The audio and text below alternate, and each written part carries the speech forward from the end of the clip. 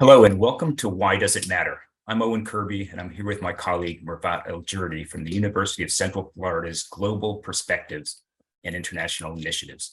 The topic of our episode today is peace building and conflict prevention overseas. Why should this matter for the United States? To help us answer this question, we're pleased to introduce a special guest, Yousef Bashir.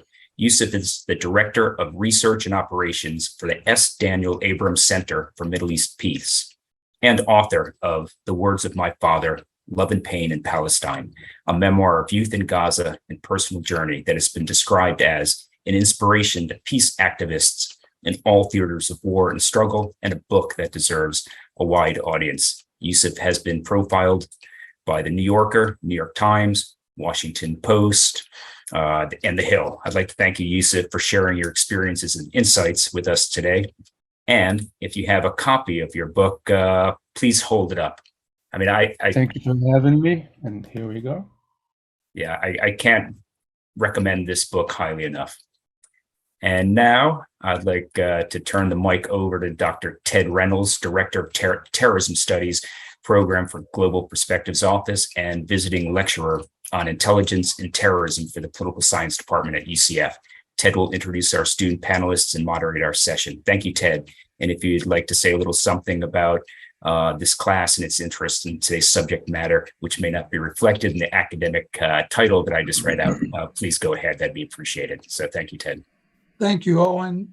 Yes, we're in a class now that's a special topics class for our honors college, the first of its kind here at UCF, where we are zooming in a visiting lecturer from Ireland, the Reverend Dr. Gary Mason, and he was integral to the peace process in Northern Ireland. And the class is all about peace building, and then taking those lessons learned from that Northern Ireland experience and transmitting it to other conflict areas around the world. He goes around and speaks about these issues. For myself, I'm a terrorism scholar. And so my work kind of bridges across the areas that you mentioned: terrorism studies, intelligence, and also my work focuses on understanding the role of social media and other computer media mediated communication in the terrorism process, which is 10 years ago when I started, kind of forward looking. Now it's the rage, trying to understand how these fora are used to promote terrorism. And some of the students that we have here today, I know Alex for sure has been in some of my classes in that regard, but I'm happy to have these students here, and I'm going to list them as they sent me their questions. So first come, first serve. I have Alexander Bani. He's a senior here at UCF, majoring in political science and minoring in Middle Eastern studies, and is interested in the influence of regional and global powers in the Middle East and how they shape the social and political sphere of countries affected by proxy wars and foreign intervention. Next, we have Megan Howell. Megan is an advertising and public relations major, and that's the beauty of the Honors College. We get all different majors, and they decide for some reason to take these classes, which I think is fantastic. And she has a really good question. Miley Sangria is English literature and legal studies. So again, not a major you would expect to see in a class about peace building and terrorism, but she has some really insightful questions as well. And Melissa Strupp is an anthropology major. And had I decided, I could have also been an anthropology major. It was one of my favorite classes. So welcome, Melissa. And if you don't mind, I guess we'll go in the order that I've announced them. So Alex, I'm going to give you the first question. All righty. And thank you again, Mr. Bashir, for taking your time to be here with us. And as Dr. Reynolds and Mervat mentioned, we are students in a course that's focusing on the Irish Troubles. And in that coursework, both Dr. Reynolds and the Reverend Dr. Mason emphasize the importance of social memory to reconciliation, and how it's both a force of harm and good. In the context of the Israeli-Palestinian peace process, how do you think peace advocates should approach this social memory? As almost as a harmful incitement towards further violence, a valuable teaching tool for further generations, or something in between? Well, what's the import of social memory in this case? It's a very interesting question, which I thank you for. I think first and foremost, peace activists and people who care about peace should first apply it to themselves, go through that process. A lot of people who want to do peace, they think that it's about the others and they forget about themselves. And in the Palestinian conflict, the Israeli-Palestinian conflict, most people who are involved, whether you're for peace or not, you have a memory, and that memory most likely is not very pleasant. So I believe that I went through that process of understanding the memory and deciding how I want to use it. But I know a number of people who still struggle with how that memory fits in their work, and it affects everything they do outside of their personal circle. I've thought about this question. I'm doing my doctoral thesis right now at SAIS, and I've been going back and forth about what research question I should use, and I've actually shared this question with my professor because it's a very important question that I have to say I haven't, or maybe I haven't directly, but I feel like I should look into this in much more detail. It can be used in both ways. And the reason for this, I'm just giving you my simple opinion, because Israelis and Palestinians are not equal.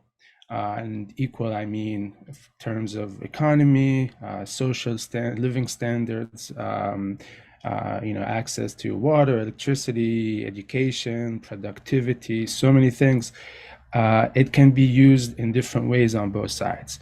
For the Israelis, when I meet my Israeli friends, who I disagree, and they disagree with a lot of things that I say, they treat memory, so the Holocaust, the 48, so many events that are considered to be difficult within the Israeli memory are they hear about it, and then they look around and they see Tel Aviv, and they see Ben Gurion Airport, and they see an army, and they see a lot of positive things for the Israeli citizen. So they're able to take that memory and put all of their energy into the next startup that's going to be worth $1 billion and benefit themselves and their families and their country. Palestinian, when you are told a memory, 48, which we call the catastrophe, the British Mandate, our history is full of difficult memories. And you look around and you see Gaza and West Bank and lack of freedom of movement, and almost no electricity, just a life of restrictions. You don't really need to take that memory and use it in a negative way, because you can look around and it's hard for you to translate it into something positive. This is where I feel very blessed and very thankful, because this is the greatest thing that I've got from my parents, my father and my mom. On their occupation, when the soldiers came and took over our home, they insisted that they are not going to let this dictate how we are going to view the world and life and everything that comes with that. And it really made a huge difference for me, because I was able to take every memory I have, not to mention, before 2000, and put it into something positive, not just to benefit myself and my thinking and my spiritual perspective on life, but also to take that, be able to share it with others who are either looking to make perspective or challenge others, such as the Israelis, American Jews, or others who just don't know and want to make an opinion. So that's the best answer I can give to you.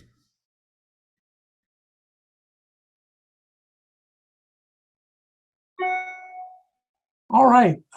So now we'll move to Megan with her question.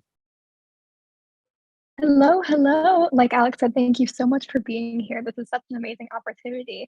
And so in our course, we were able to talk to two people who were actually like a part of the conflict other than Dr. Mason. We talked to someone who was on the loyalist side and also someone in the IRA.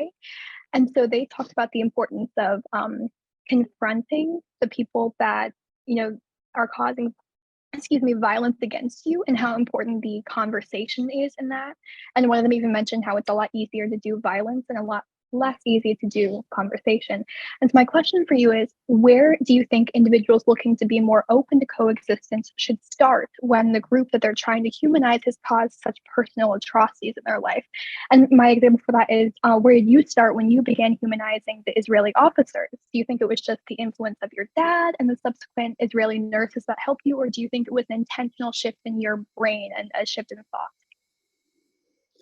So I think I heard 2, maybe 3 questions. Can we do them one by one, if that's okay with you? Of They're all course, I'm so big. sorry. I gotcha. So my first overarching question is, where do you think individuals looking to be more open to coexistence should start when the group that they're trying to humanize has caused such personal atrocities in their own life? I think that they should start by focusing on their success, no matter the cost. This will not only send a message to your, your own community, but it will also send a significant message to the people who are causing you harm, or your enemies, or whatever you want to call it. Because it just gives a good idea on where you stand as a human being, and that's very important. Another thing is, when being in the US now for a long time, many of my classmates were either Jewish or Israeli. And in the classroom, I thought was the most productive, the most safe, the most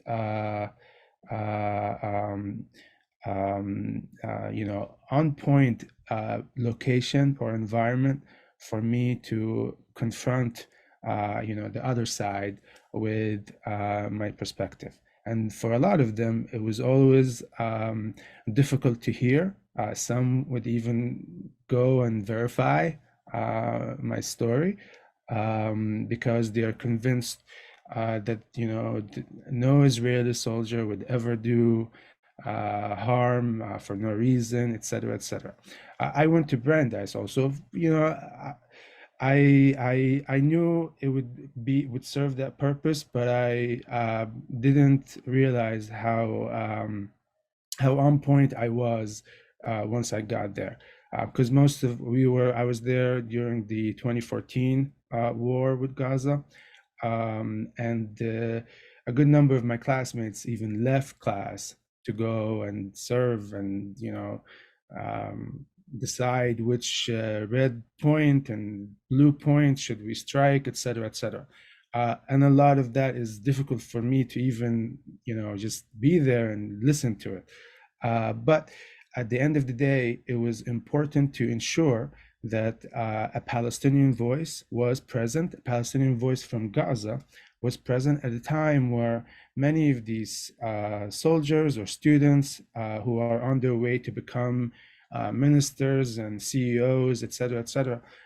I don't think they will ever forget my perspective and my experience, because I told it to them in a way that I didn't say everything is your fault. I just said, this is what happened to me. And I just want you to hear it, so I'm able to hear you in return. And I thought that was a lot of very constructive, to a point that even though we disagree with each other, I can say that I have frenemies, if you will. I won't say friends, but I have a lot of frenemies who know that I am not out there just to blame them and frame them in this way or that way. But I only want to make sure that my perspective, my experience, my personal experience is heard and is present in every debate that happens on Israel-Palestine. All right, thank you so much. That is an amazing answer. Thank you. So we'll move now to Miley. I'm just going to save my question for the end because I really have, kind of ties in with Megan and Alex's point. So Miley, you're on. My question concerns the memoir you had published in 2018. As we experience an unprecedented time where more people seek to better their understanding of the Israeli-Palestinian conflict than ever, do you think the public response to your memoir has changed? And what do you want new readers to take away from it? Can you tell me what public response has changed means? You could tell me exactly what you're getting at here. How as more people want to better understand the conflict, it's getting more publicized, especially on social media, how newer generations of people are learning about the conflict. What do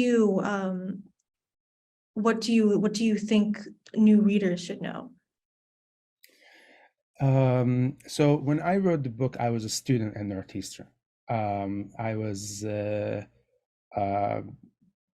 going through so much, not able to go home. And I was doing a lot of speaking at the time.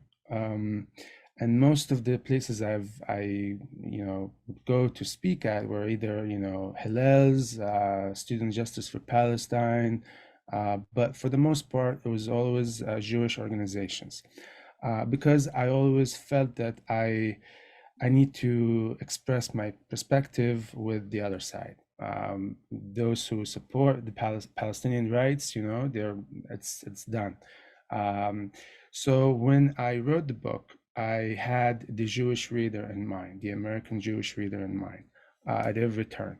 And I tried, and I'm not a writer per se, so it was a lot of work for me to describe every scene and event and experience in a way, just like I said earlier, in the classroom, in a way that is going to make them ask more questions, I'm not reading this book, it's anti this, it's anti that, see you later.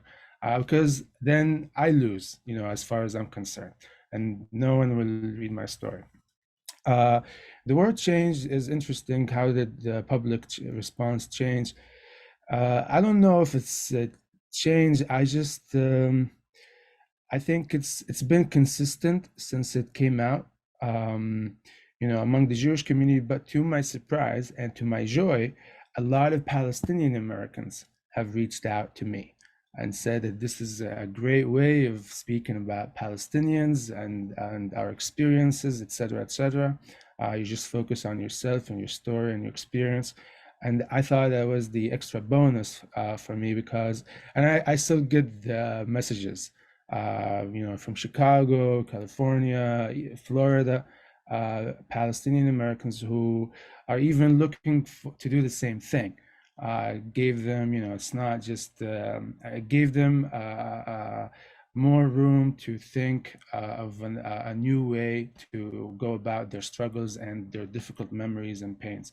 And that's, it's crazy. When Owen wrote to me, it's been 4 years since the book came out. I said, "Oh my God, what have I been doing the past 4 years?" Because it's within my plan to do a follow-up. And that follow-up, I moved to DC, I took a job and another job, and now I'm in a job and doing a PhD but I always wanted to wait before I do the follow-up until I'm able to return to Gaza. And I have this summer for the first time since 2006. It took a lot of work. It's very difficult, even though I'm a US citizen. You can't go through Israeli checkpoints. The Egyptian borders are extremely unpredictable and unsafe and unreliable. But in the end, I made it. I believe it was end of May. I spent about a month there, and my whole perspective about Gaza specifically really grew richer because of that experience, because I got to see it as an adult for the first time since leaving. I was 16 when I left, and I felt like it really enhanced my thinking and my perspective, and therefore it will sooner or later enhance whoever read the first book, and it will provide for a richer experience for anyone who will read the second book. That's great. And Melissa, you have the last student question. Hi there. So just to kind of reiterate what everyone else said, thank you so much for taking time out of your day to talk to us. We really appreciate your presence, and it's an honor to be able to sort of be in this meeting with you.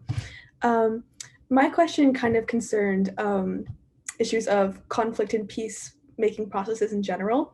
I feel like when we see incidents of violence around the world, like between Israel and Palestine, between more recently Russia and Ukraine, things of that nature, sort of we as individuals can feel kind of powerless, like how can we help them? Like what can we do specifically? So my question to you would be, what are some ways that individuals can contribute directly to the cause for peace? Like how can we help?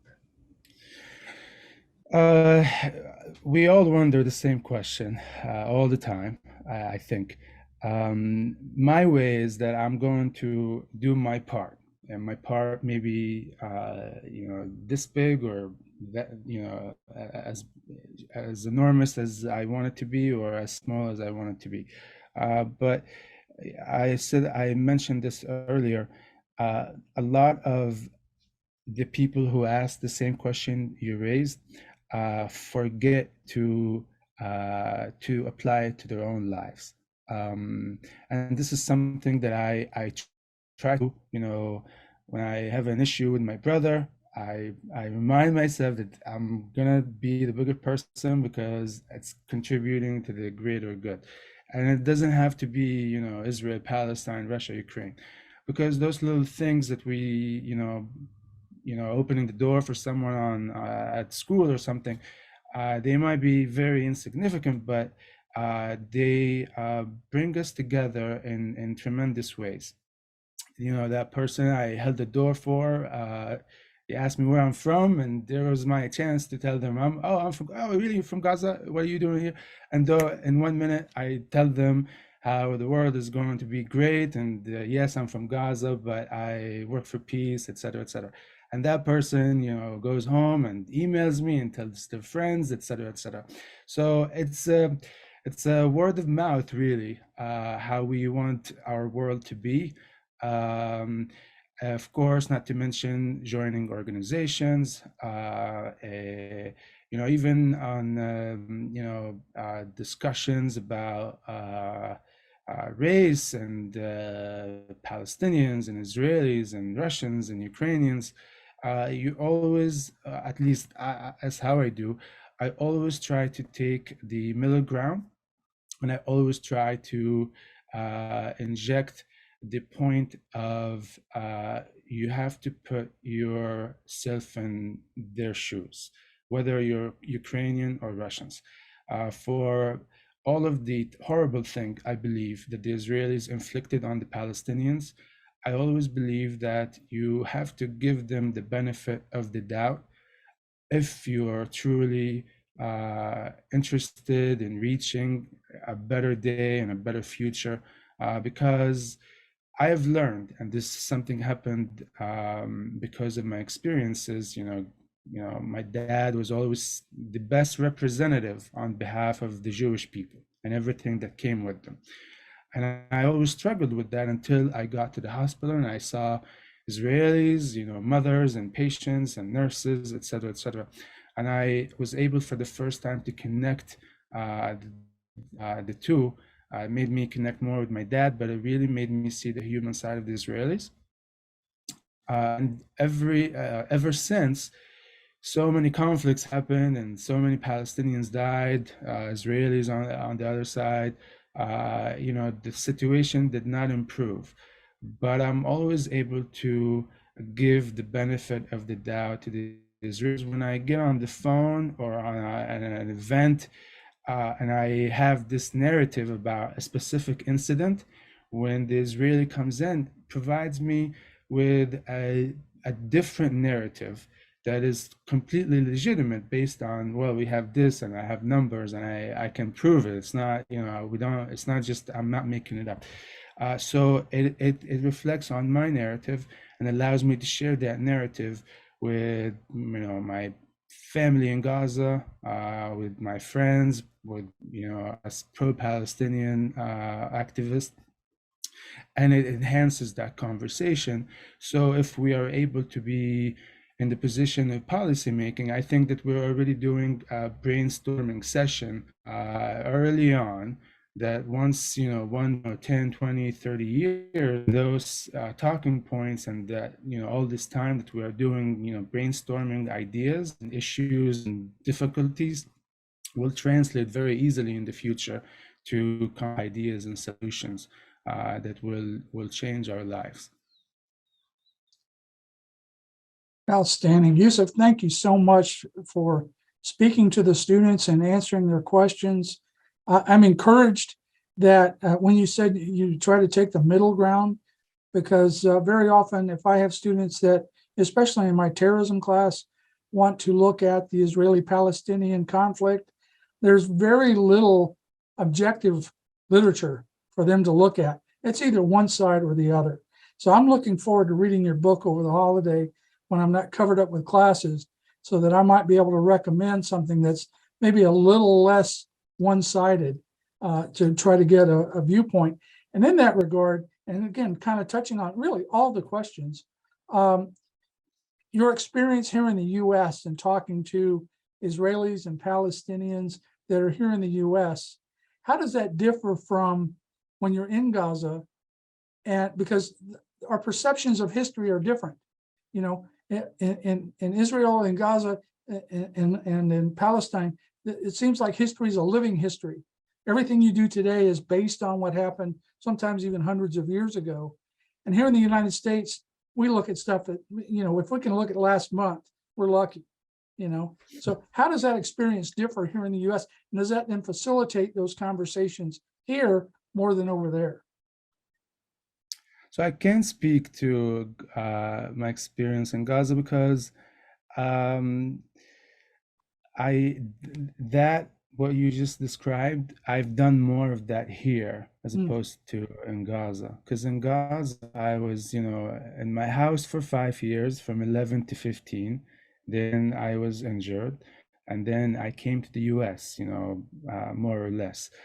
So I didn't have, all my classmates in Gaza. I either, I'm in touch with a very limited number. Some have died in the conflict. Some emigrated and just, moved on. But most of them are unemployed in Gaza. But anyway, the point is that I didn't have that. I didn't have to deal with that question in Gaza because I didn't, on a personal level, I wasn't there physically. But in the US, it's been just so incredible to me to be able to. I mean, I remember when I came to Utah first, and every time I said where I'm from, I would say Gaza, I say Palestine, but nothing, no bells or nothing comes to mind to the person. But when I say, they say, oh yeah, I say I'm the other guy, so they know where I'm from now. I don't have to do that. If I went to Utah today, and I don't have to say Gaza, and I have to say Israel so they can know where I'm from. So it's a huge change to me that I don't have to say where I'm from before I start telling my whatever it is that I think about, because it's just convenient, because I'm able to just speak freely without having to explain where I'm from first. I think people will connect better with that. Also in the US, I'll speak to Gaza, even though I came here, but my siblings stayed behind. My mom is there, so I'm talking to them as much as I can every week, every day, and they tell me that, and remind me every time I speak to my little sister, for example. She reminds me of the conversations I used to have with my dad about this whole peace talk and the Palestinian authorities. They say peace, so we're going to cooperate with Israel on security, but we don't see anything translating in reality. So, and I think I'll take that and I apply it to every young person in Gaza, that they see a great discontent or disconnect between what people are saying, whether it's this author or the president or anyone who is in a position to speak. It doesn't connect or resonate with a lot of people living in Gaza. So many young people, most are unemployed, unhappy, unhappy, just unhappy about everything. Goes beyond just Israel, the conflict. And it's difficult for anyone in a position to spread peace and work for peace to pitch that idea to someone who is unhappy and feels that everyone is not really true to the word. This is what I have on Gaza. And even when I went, they weren't just upset with Israel. They were upset with so many things. They were upset with the water, with the electricity, with the internet, with Israel, with the PA, with the UN, with America, with Europe, with so many things. And every reason they provide is pretty legitimate. So it's an ongoing answer, I think, is the best that I can give you, is something that we all deal with, and something that I'm actually trying to figure out for myself. Thank you. Thank you very much, Dr. Reynolds, Smiley, Alex, Melissa, Megan, for being part of this episode of Why Does It Matter? Yousef, thank you so much for being with us today and sharing your incredible perspective and story. That's all for this episode of Why Does It Matter? Thank you all for watching from the University of Central Florida's Office of Global Perspectives and International Initiatives. See you next time.